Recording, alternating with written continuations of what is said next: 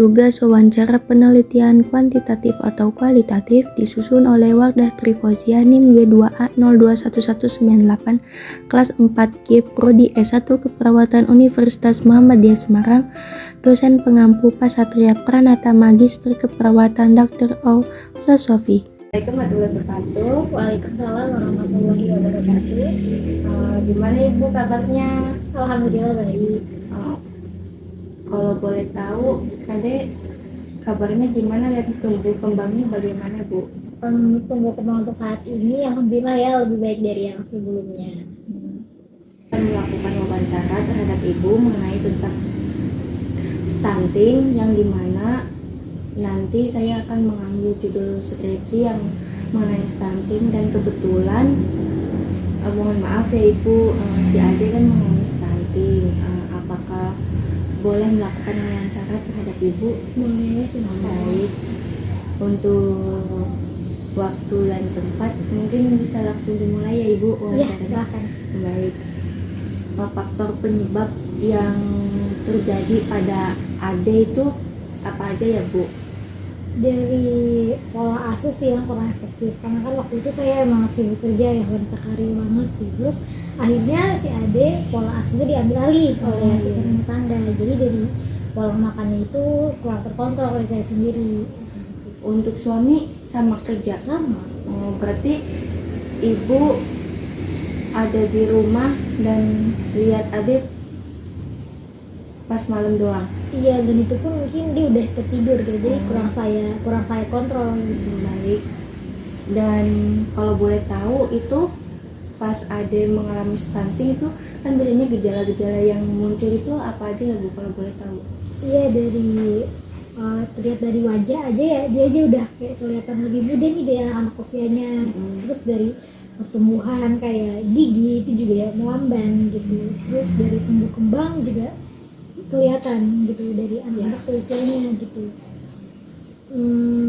Juga bisa dibilang sih kemampuan fokus dan belajar itu dia lebih buruk. Berarti ada kayak jatuhnya kayak pendiam, ngurung diri gitu ya Bu? Iya. Apa saja yang menyebabkan stunting selain kekurangan gizi ya Bu? Dari infeksi pada ibu hamil juga ya, terus kehamilan remaja gitu, terus dari gangguan mental si ibu juga, terus atau juga dengan jarak kelahiran si anak itu yang pendek gitu, dan gangguan hipertensi juga bisa. Kalau boleh tahu Ibu sudah melahirkan berapa kali, dan apakah Ibu memiliki hipertensi? Iya, mungkin si Ade ini anak yang ketiga. Oh, yang ketiga. Tapi kan kalau misalnya kalau anak yang ketiga biasanya udah punya pengalaman sebelumnya ya Bu. Iya. Tapi kok bisa mengalami stunting? Iya, mungkin ya waktu kehamilan si Ade itu emang jarak antara Ade dan kakak itu emang pendek. Oh, dekat-dekat. Ya. Mungkin dari situ juga ya. Boleh tahu pas Ade dinyatakan stunting itu pada usia berapa ya Bu? Terlihat dia pas punya nih terkena stunting ya, itu waktu dia usia 2 tahun. 2 tahun. Berarti udah kelihatan pas Iya, ya. iya. Tanda-tanda itu udah kelihatan. Dan kalau boleh tahu juga nih,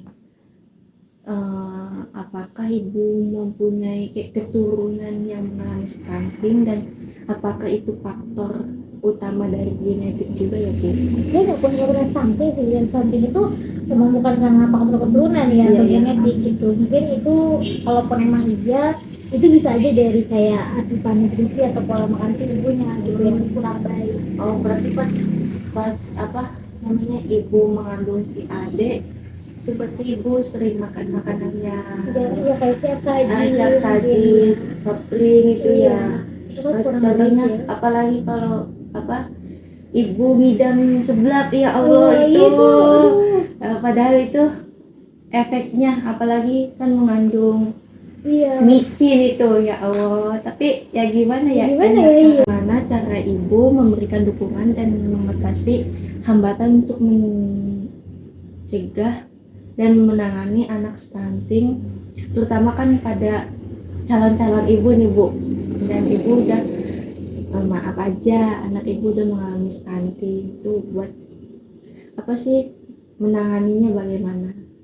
Pertama sih harus lebih diperhatiin ya, apalagi mengenai gizi si anak gitu kan ya, itu lebih penting. Terus juga dari pemberian susu eksklusif itu juga harus tetap gitu sampai dia usia 6 bulan lah gitu. Terus juga harus terus dampingi si eksklusif itu dengan MPASI sehat. Terus juga apa ya, pantau terus gitu perkembangan si anak ya. Terus juga jangan ngaruh dia enggak secara langsung mengaruh, itu pasti dengan kebersihan kesehatan lingkungan kita sendiri. Gimana peran orang tua dalam mengenali dan mencegah terjadinya stunting pada anak, Bu?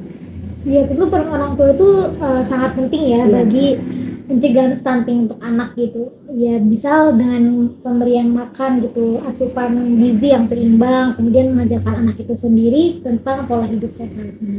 Lingkungan itu apakah sangat berpengaruh pada apa sih anak-anak yang stunting, kalau enggak tumbuh kembangnya si adik itu?